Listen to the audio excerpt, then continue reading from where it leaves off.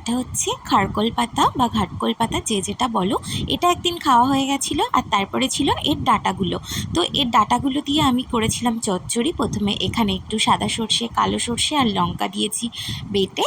আর তারপরে এখানটায় আমি তেলের ওপর একটু কালো জিরে ফোড়ন দিয়ে তাতে একটু লঙ্কা আর তার মধ্যে পেঁয়াজ, তারপরে নুন হলুদ মাখিয়ে রাখা চিংড়ি মাছ আর আলু দিয়ে ভালো করে ভেজে নিয়ে তার মধ্যে আমি দিয়ে দিলাম এখানে সেই ভাপিয়ে রাখা ডাঁটাগুলো।